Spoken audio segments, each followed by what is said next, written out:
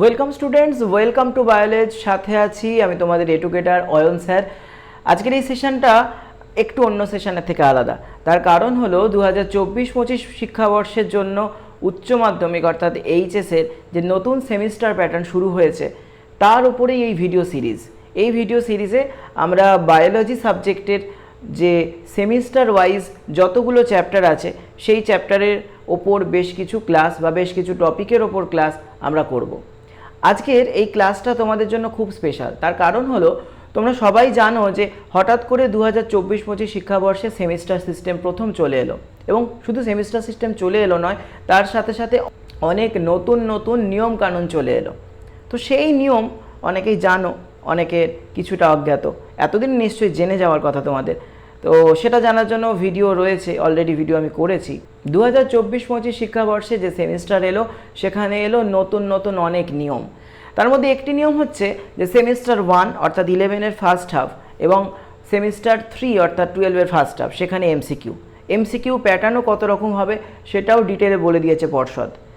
এখন তোমাদের হাতে যে সময় আছে স্কুলে ভর্তির পর থেকে, এতদিনে তোমরা সবাই স্কুলে ভর্তি হয়ে গেছো, ক্লাসও শুরু হয়ে গেছে, এবং তোমরা সবাই ভাবছো যে আমার হাতে এখন 2 মাস আছে এবং এই 2 মাসের মধ্যে আমাকে শেষ করতে হবে বায়োলজিতে 10টা চ্যাপ্টার।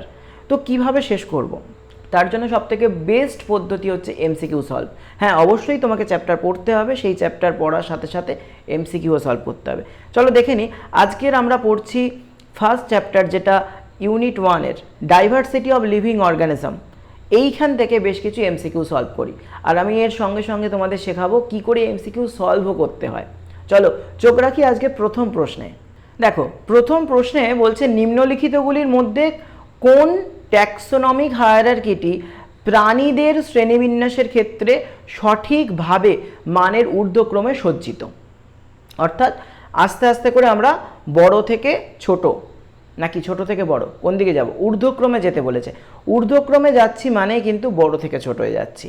ঠিক আছে, এই প্রশ্নটি নিটে 2022-এ এসেছিল। তার মানে তোমাদের যে এমসিকিউ প্র্যাকটিস হচ্ছে, একই সাথে সাথে তোমরা কিন্তু কম্পিটিটিভ ফিল্ডের জন্যও কিন্তু তৈরি হচ্ছ। আমরা সবাই জানি লিনিয়ার হায়ারার্কিতে মোট 7টি ধাপ আছে। সেই ধাপগুলো হলো যথাক্রমে রাজ্য, পর্ব, শ্রেণী, বর্গ, গোত্র, গণ এবং প্রজাতি। তার মানে অপশান সি এখানে কারেক্ট অ্যান্সার। 2 নম্বর প্রশ্ন। 2 নম্বর প্রশ্নে বলছে নিম্নলিখিতগুলির মধ্যে কোনটি এক্সিটু সংরক্ষণ নয়।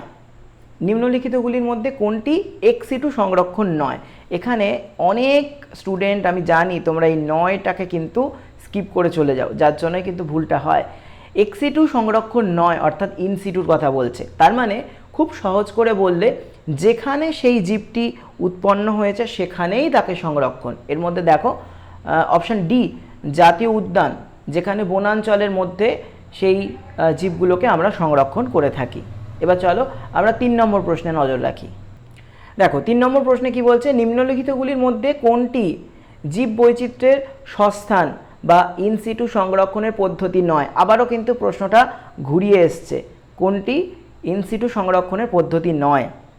এখানে জু বা বোটানিক্যাল গার্ডেন, সবসময় এগুলোই উত্তরের মধ্যে থাকে, তোমরা জানো। তাহলে এখানে দেখো বোটানিক্যাল গার্ডেন রয়েছে, সুতরাং বোটানিক্যাল গার্ডেনই কারেক্ট অ্যান্সার হবে। 4 নম্বর প্রশ্নে নজর রাখছি। খুব সহজ প্রশ্ন, ক্লাস 9-এও তোমরা এই ধরনের প্রশ্ন সলভ করেছো। স্যার ক্যারোলাস লিনিয়াস তার প্রথম ব্যাখ্যার ভিত্তিতে আমের সঠিক বিজ্ঞানসম্মত নাম নির্বাচন করতে দিয়েছে। প্রথমে গণ, তারপর প্রজাতি, তারপর প্রয়োজন হলে বিজ্ঞানীর নাম। তাহলে ম্যাঙ্গিফেরা ইন্ডিকা লিন, এইটি কিন্তু আসল নাম। তার মানে দেখো অপশান এ, যেখানে ম্যাঙ্গিফেরা ইন্ডিকা লিন, লাস্ট এটি সায়েন্টিস্টের নাম। ম্যাঙ্গিফেরা হচ্ছে জেনাস এবং ইন্ডিকা হচ্ছে প্রজাতি মানে স্পিসিস। ঠিক আছে, তো 4 নম্বর প্রশ্ন হয়ে গেল আমাদের। এবার আমরা 5 নম্বর প্রশ্নে নজর রাখছি। 5 নম্বর প্রশ্নে একটি সারণী দিয়েছে। তোমরা যদি খেয়াল করো, তোমাদের পর্ষদ থেকে যে নির্দেশিকা দিয়েছে সেই নির্দেশিকায় এই সারণীর প্রশ্নের কথাও কিন্তু বলেছে। আমরা সর্বভারতীয় যে কম্পিটিটিভ পরীক্ষাগুলো দেখি, সেই কম্পিটিটিভ পরীক্ষা যেমন নিট 18-তেই দেখো এই প্রশ্নটি এসেছে।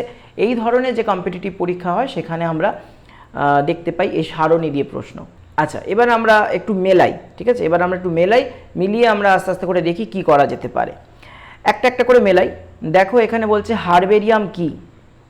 হারবেরিয়াম হচ্ছে যেখানে শুষ্ক ও চাপা দেওয়া উদ্ভিদ কাগজে রাখা হয়, এটি হচ্ছে হারবেরিয়াম শিট। তোমাদের 11-এর প্র্যাকটিক্যাল এর সাথে যে প্রজেক্ট থাকে সেখানে কিন্তু এই হারবেরিয়াম শিটের কথা আছে, তাহলে এটা হলো 1 নম্বর। এবার কি বলছে, কি। কি অর্থাৎ KEY, অর্থাৎ বাংলায় বললে চাবি। সেই কি আসলে কি, ঠিক আছে। তো দেখো বলছে এটি একটি পুস্তিকা যাতে, 4 নম্বর পয়েন্টটি দেখো, এটি একটি পুস্তিকা যাতে বৈশিষ্ট্যের তালিকা ও তাদের বিকল্প আছে যা বিভিন্ন ট্যাক্সার শনাক্তকরণে উপযোগী। এটা হচ্ছে কি বা ট্যাক্সোনমিক কি, তার সংজ্ঞা। এরপর বলছে মিউজিয়াম কি। মিউজিয়াম তো একদম 1 নম্বরেই রয়েছে, দেখো যে যেখানে বলেছে এটি হলো 3 নম্বর পয়েন্ট, যেটি কি, এটি সংরক্ষিত উদ্ভিদ এবং প্রাণী সংগ্রহের স্থান আর কি। তো এটা আমরা কোথায় পাবো, দেখো এটা আমরা পাচ্ছি হারবেরিয়াম 3-এতে। হারবেরিয়াম 3-এতে কি পাচ্ছি আমরা 4-এতে, তার মানে option D. Option D correct. আমরা একটা মেলালাম না, তো 3টে মিলে গেছে মানে আরেকটা তো মিলবেই, একটা মেলালাম না। এইভাবে আমরা 5 নম্বর প্রশ্নটা দেখো সলভ করলাম। সলভ করাটাও কিন্তু শেখার একটা বিষয়, এবং সলভ করতে গিয়ে অনেকগুলো প্রশ্নর উত্তর করা যায়। কি করে করা যায়, কারণ দেখো আমরা এখন যদি এই প্রশ্নে নজর রাখি, এখানে আমরা 4টে অপশান পাচ্ছি, তাই না।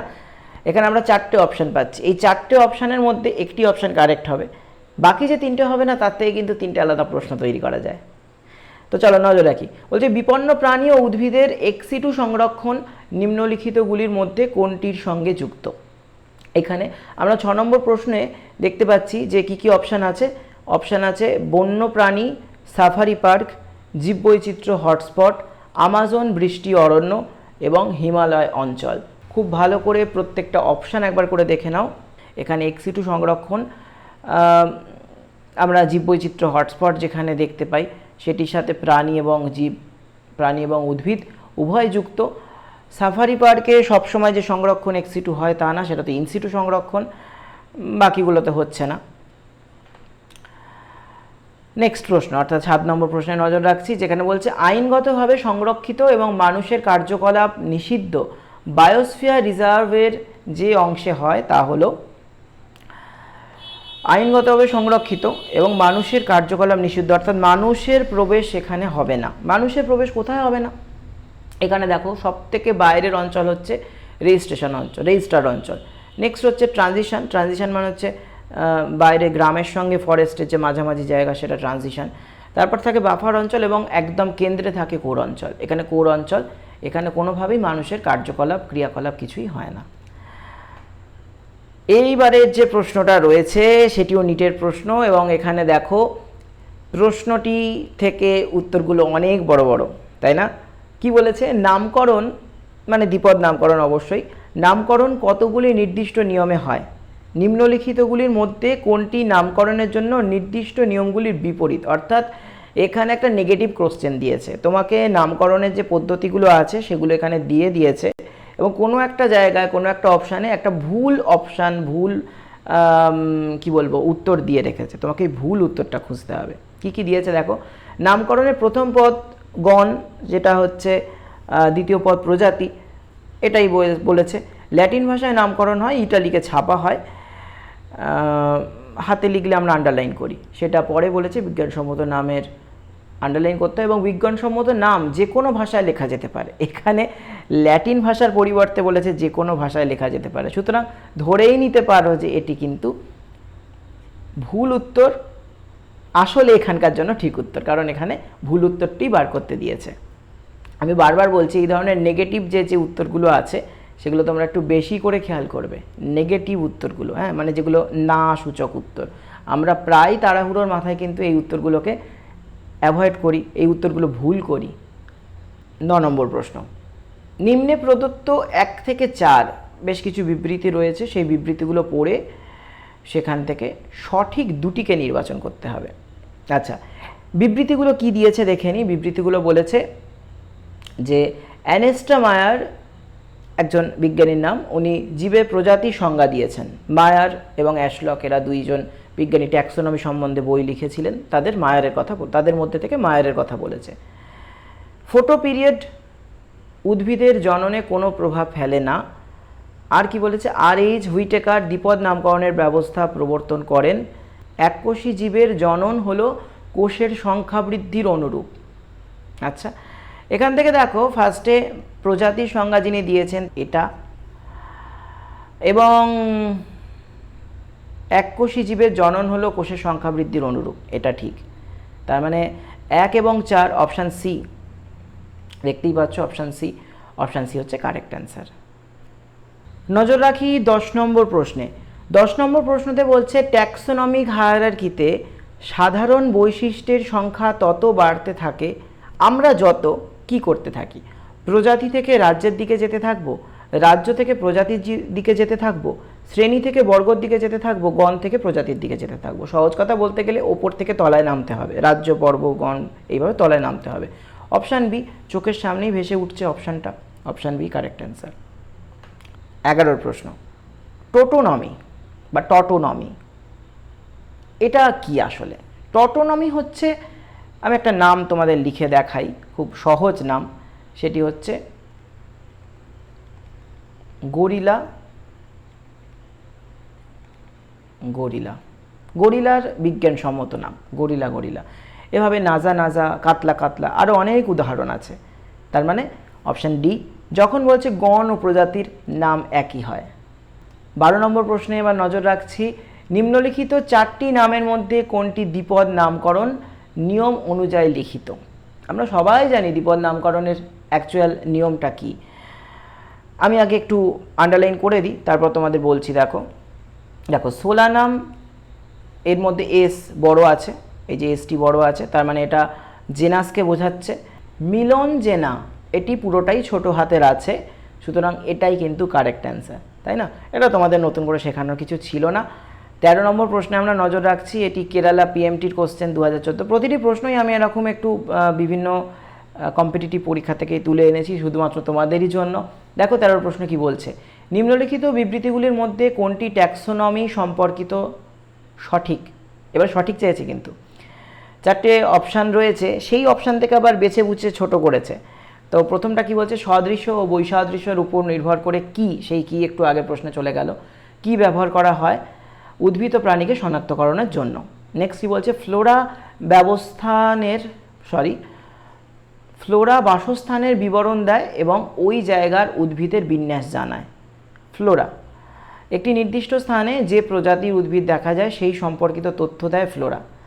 একটি জায়গায় যে সকল প্রজাতি দেখা যায় তাদের শনাক্ত করতে সাহায্য করে ম্যানোগ্রাফ। ঠিক আছে, 4টে অপশান দিয়েছে। আমি একদম ক্লিয়ার কাট তোমাদের বলে দিচ্ছি যে এখানে ম্যানোগ্রাফটি আমার একমাত্র মনে হচ্ছে ভুল, কারণ একটি জায়গায় যে সকল প্রজাতি দেখা যায় তাদের শনাক্তকরণের জন্য আমরা কোয়াড্রেট ইউজ করি, ম্যানোগ্রাফ নয়। তো এটি যদি ভুল হয় তাহলে 1 ঠিক, 2 ঠিক এবং 3 ঠিক, সুতরাং বি অর্থাৎ শুধুমাত্র 1, 2 এবং 3 এটি কারেক্ট অ্যান্সার। সেমিস্টার এমন একটি সিস্টেম যেখানে তোমাদের বইকে অনেক বেশি খুঁটিয়ে পড়তে হবে, আর বইকে যদি খুঁটিয়ে পড়তে পারো তবেই কিন্তু তোমাদের নলেজ বাড়বে। কথা হলো কি করে মনে রাখবো এত টপিক, এত কিছু কি করে মনে রাখবো? একটাই সলিউশন, এমসিকিউ প্র্যাকটিস, যেটা তোমাদের এখন চলছে ক্লাসে। 14 নম্বর প্রশ্ন, নিম্নলিখিত কোনটি সঠিক বিবৃতি নয়? এ, শুষ্ক উদ্ভিদ স্পেসিমেনগুলি হার্বেরিয়ামে সংরক্ষণ করা হয়। বোটানিক্যাল গার্ডেনে জীবিত উদ্ভিদে সংগ্রহ করে সংরক্ষণ করা হয়। জাদুঘর বা মিউজিয়াম উদ্ভিদ ও প্রাণীর ফটোগ্রাফের সংগ্রহশালা। কি একটি ট্যাক্সোনমি গেট যা স্পেসিমেন শনাক্তকরণে ব্যবহার হয়? দেখো, জাদুঘর বা মিউজিয়ামে আমরা উদ্ভিদ বা প্রাণীর ফটোগ্রাফ কোনোদিন দেখিনি। আমরা দেখেছি তার ট্যাক্সিডার্মি অর্থাৎ স্টাফিং করা, উদ্ভিদের বিভিন্ন রকম হার্বেরিয়াম, এগুলোই আমরা দেখেছি। তাহলে এই সেন্টেন্সটাই দেখো একমাত্র চোখে লাগলো, জাদুঘর বা মিউজিয়ামে উদ্ভিদ প্রাণীর ফটোগ্রাফ সংগ্রহ করা হয় না, অনেক কিছু সংগ্রহ করা হতে পারে। 15 নম্বর প্রশ্ন, এখানে বলছে যে উপপ্রজাতি সম্পর্কে ভুল বিবৃতি নির্বাচন করো। উপপ্রজাতি, প্রজাতির পরে যে ভাগটি থাকে সেটি হচ্ছে উপপ্রজাতি। আচ্ছা, প্রথম অপশান কি বলছে, তারা অন্যান্য উপপ্রজাতি জীবের সাথে অন্তঃপ্রজনন করে না। আম, না, এটা এটা এটা ভুল আছে। কারণ দেখো যে অন্তঃপ্রজনন তারাই করতে পারে যারা কিন্তু একই প্রজাতি একই উপপ্রজাতি এরকম হতে হবে। বাকিগুলো একবার দেখে নিই। তারা নতুন প্রজাতি তৈরি করে কখনোই, হ্যাঁ করতে পারে, নতুন প্রজাতি তৈরি করতেই পারে। ভৌগোলিকভাবে বিচ্ছিন্ন একটি প্রজাতির পপুলেশন, তবেই তো তারা বিচ্ছিন্ন হয়ে তবেই তো তারা উপপ্রজাতি হয়েছে। তাদের জনিত্র পপুলেশন থেকে তারা তৈরি হয়েছে। এখানে প্রথম সেন্টেন্সটি কিন্তু তোমাদের কারেক্ট অ্যান্সার। আজকের এই সেশনে আলোচনা করলাম বেশ কিছু এমসিকিউ ক্লাস 11-এর সেমিস্টার 1-এর ভিত্তিতে। এখানে তোমরা সবাই জানো যে এমসিকিউ ধরনেরই প্রশ্ন আসবে, আর এমসিকিউ প্র্যাকটিস করা সব থেকে বেশি প্রয়োজন এই মুহূর্তে। সেই কারণেই তোমাদের জন্য, শুধুমাত্র তোমাদের জন্য এই এমসিকিউ সেশনটা আমি নিয়ে এসেছি। যদি মনে হয় যে এই চ্যাপ্টারের ওপর আরও বেশ কিছু এমসিকিউ তোমাদের দরকার, তাহলে অবশ্যই সেটা কমেন্ট বক্সে জানাও। আর পরের চ্যাপ্টারের এমসিকিউ এর সেট নিয়ে খুব তাড়াতাড়ি হাজির হব আমি। এই সেশন তোমাদের কেমন লাগছে সেটি জানাতে ভুলো না। পাশাপাশি যদি সেশনটি ভালো লেগে থাকে তাহলে একটা লাইক অবশ্যই করো। কমেন্ট সেকশানে অবশ্যই যেন তোমাদের ভ্যালুয়েবল কমেন্টসগুলো আমি দেখতে পাই। আর হ্যাঁ, এই ভিডিওটি যদি তোমাদের ইনফরমেটিভ মনে হয় অবশ্যই শেয়ার করো তোমাদের বন্ধুদের সাথে। চলো, আজকের ক্লাস এখানেই শেষ। পরবর্তী ভিডিওতে দেখা হচ্ছে পরবর্তী অংশ নিয়ে। ততক্ষণের জন্য সবাই খুব ভালো থেকো। টাটা।